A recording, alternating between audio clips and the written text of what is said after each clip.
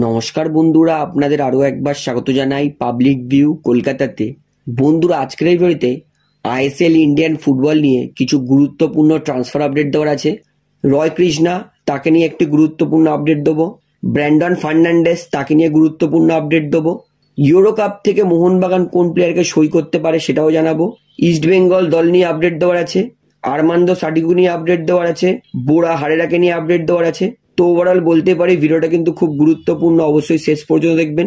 এবং যারা চ্যানেল নতুন আছেন, যেহেতু এইখানে আপনারা খেলার সমস্ত রকম আপডেটস পেয়ে যাবেন, তাই অবশ্যই চ্যানেলটিকে সাবস্ক্রাইব করে বেল আইকন প্রেস করে অল করে রাখবেন। তাহলে বন্ধুরা, সবার প্রথমে আপনাদেরকে বোরা হারেরার আপডেটটা দিই। লাস্ট সিজন ইস্ট বেঙ্গল দল কলিঙ্গ সুপার কাপ জেতার পিছনে বোরা হারেরার অবদান কিন্তু প্রচুর ছিল। বোরা তিনি ইস্ট বেঙ্গল দলে যখনই সেটেল হয়ে গেছিলেন, তারপরেই হঠাৎ করে তিনি ইস্ট বেঙ্গল দল ছেড়ে এফসি গোয়া দলে যাওয়ার সিদ্ধান্ত নেন এবং এই সিদ্ধান্তটা কিন্তু ইস্ট বেঙ্গল দলকেও ভুগিয়েছে এবং বোরা হারেরাকেও ভুগিয়েছে। ইস্ট বেঙ্গল দলে বোরা হারেরা চলে যাওয়ার পর থেকে ইস্ট বেঙ্গল দলের কিন্তু ব্যালেন্স একদমই হারিয়ে ফেলেছিল। ইস্ট বেঙ্গল যেখানে কলিঙ্গ সুপার কাপে এত ভালো খেলেছিল, তারপর সেই ইস্ট বেঙ্গল আইএসএল এর প্লে অফসেও কিন্তু কোয়ালিফাই করতে পারেনি। তো বোরা হারেরাকে নিয়ে অনেক কেউ প্রশ্ন করেছে যে দাদা বোরা হারেরার কি হবে একটু বলুন। তো আপনাদেরকে বলবো, বোরা হারেরা এই ইস্ট বেঙ্গল থেকে লোনে গেছিল এফসি গোয়াতে।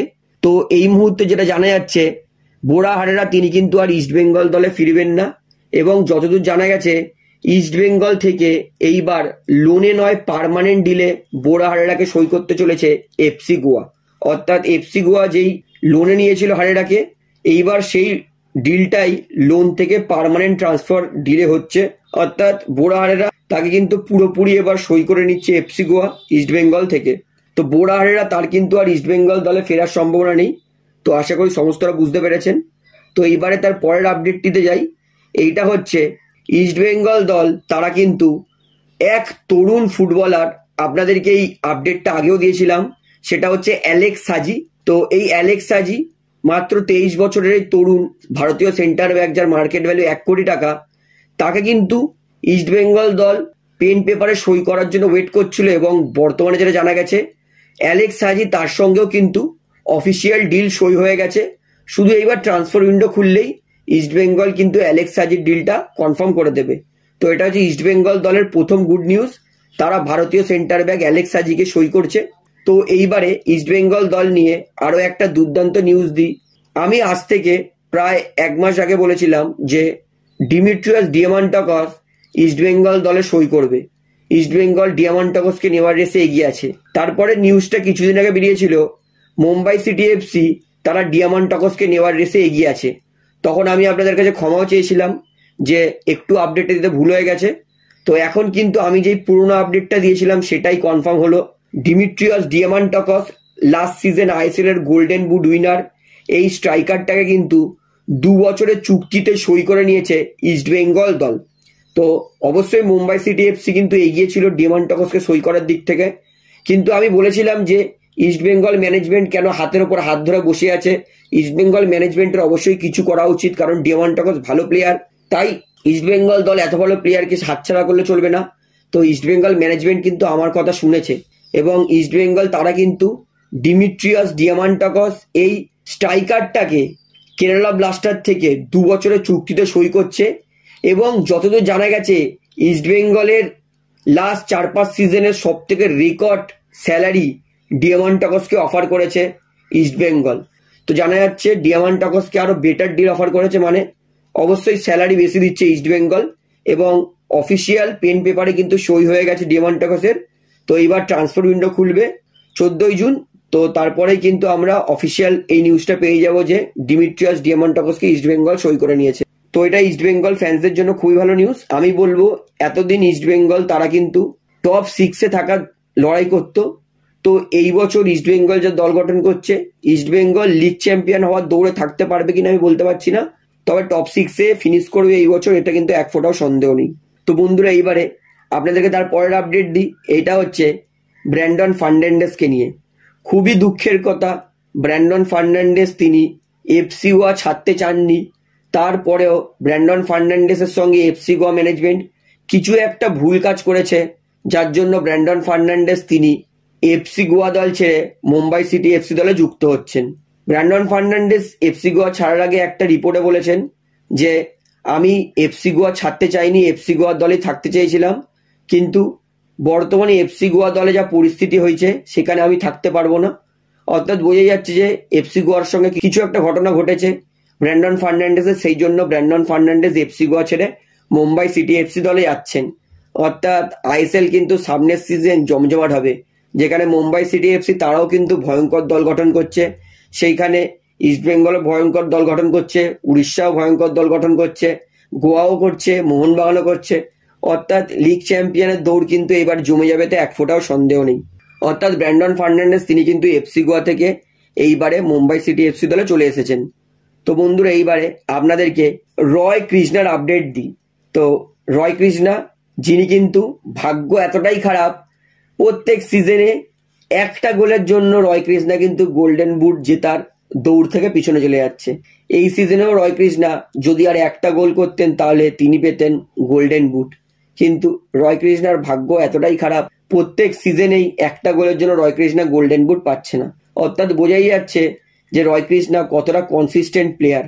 প্রত্যেক সিজনে তিনি গোল্ডেন বুট জেতার রেসে 1 নম্বর অথবা 2 নম্বরে থাকেন। তো সেই কারণেই রয় কৃষ্ণার লাস্ট সিজন পারফরমেন্স দারুণ ছিল। সেই জন্যই উড়িষ্যা দল এবং তাদের ম্যানেজমেন্ট এটা কিন্তু সিদ্ধান্ত নিয়েছে যে রয় কৃষ্ণার সঙ্গে উড়িষ্যা আরও এক সিজন কন্ট্রাক্ট এক্সটেনশন করবেন। অর্থাৎ উড়িষ্যা দলে কিন্তু আমরা আরও একটা সিজন রয় কৃষ্ণাকে খেলতে দেখব।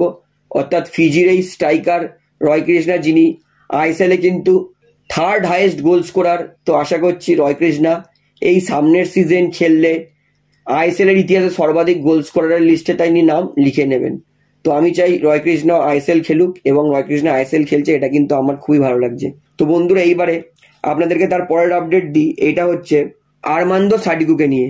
আর্মান্দো সাডিকু শোনা যাচ্ছিল মোহনবাগান তাকে ছেড়ে দেবে, এবং শোনা যাচ্ছিল কি এর সম্ভাবনা প্রায় আপনি 95% ধরে নিন যে মোহনবাগান দল আর্মান্দো সাডিকুকে ছেড়ে দেবে।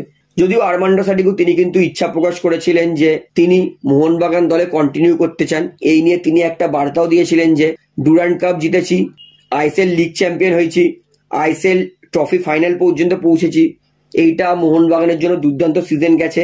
তাই আর্মান্দো সাডিকু তিনি মোহনবাগান দলে কন্টিনিউ করতে চেয়েছিলেন, কিন্তু বর্তমান পরিস্থিতিতে মোহনবাগান দল তারা কিন্তু আরো শক্তিশালী দল গঠন করার জন্য আর্মান্দো সাডিকুকে দলে নিচ্ছেন না। এবং যতদূর জানা গেছে আর্মান্দো সাডিকু তিনি কিন্তু এক আইএসএল ক্লাব পাঞ্জাব এফসি সেইখান থেকে কিন্তু কন্ট্রাক্ট অফার পেয়েছে। অর্থাৎ আর্মান্দো সাডিকু তিনি কিন্তু পাঞ্জাব এফসির কন্ট্রাক্টটা নিয়ে রেখেছেন। যদি ভবিষ্যতে কোনো ভালো চুক্তি না পায় তাহলে কিন্তু আর্মান্দো সাডিকু তিনি পাঞ্জাব এফসি দলে সই করে নেবেন। তো পাঞ্জাব তারা কিন্তু প্রথম আইএসএল সিজন অনুযায়ী ভালো করেছিল, এবং আমি শিওর আর্মান্দো সাডিকুর মতো ভালো স্ট্রাইকার নিলে অবশ্যই পাঞ্জাব এফসি আরও এক আইএসএল এ ভালো পারফরমেন্স করবেই করবে। তো বন্ধুরা, এইবারে আপনাদেরকে মোহনবাগান দল ইউরো কাপ থেকে কোন প্লেয়ার নেবে সেটা আপনাদেরকে জানাই। বর্তমানে মোহনবাগান ম্যানেজমেন্ট থেকে কিন্তু একটা ভালো আপডেট পাওয়া গেছে। মোহনবাগান মাঝ মাঠের জন্য এক ভালো বিদেশি মিডফিল্ডারকে সই করার জন্য একটু ওয়েট করবে। তাড়াহুড়ো করে মোহনবাগান সই করবে না। মোহনবাগান তাদের নজর কিন্তু ইউরো কাপ কোপা আমেরিকাতে। ইউরো কাপ কোপা আমেরিকাতে ভালো খেলা ফুটবলার তাদেরকে কিন্তু টার্গেট করবে মোহনবাগান। এর আগের সিজনে ইউরো কাপ থেকে কিন্তু জনি কাউকোকে সই করেছিলেন মোহনবাগান, এবং জনি কাউকো আইএসএল এ কি করেছে সেটা আমাকে বলতে হবে না। আইএসএল এর তাক লাগিয়ে দিয়েছিলেন জনি কাউকো, দুর্দান্ত ফুটবল খেলেছিলেন। তো এইবারে কিন্তু মোহনবাগান দল তারা আরও একবার ইউরো কাপ অথবা কোপা আমেরিকা থেকে কিন্তু প্লেয়ার তোলার চিন্তা ভাবনা করছেন। যতদূর জানা গেছে অবশ্যই ইউরো কাপ থেকেই প্লেয়ার তুলতে পারে মোহনবাগান, এর সম্ভাবনা প্রচুর। তো এর মধ্যে মোহনবাগান কোন ইউরো কাপের প্লেয়ারকে সই করবে সেটার নাম কিন্তু এই মুহূর্তে জানা যায়নি, অথবা জানা যাবেও না, কারণ তো ইউরো কাপ শেষ হবে 14ই জুলাই।